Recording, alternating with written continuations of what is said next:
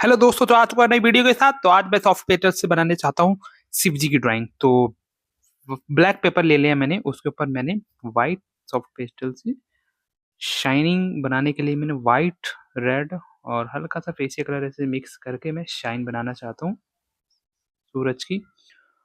और नीचे की साइड में थोड़े बादल रख दूंगा, फिर उसके बीच में शिव जी को बनाऊंगा बैक साइड से। तो मैं बनाता जा रहा हूँ, आप देखो, वीडियो का आनंद लो।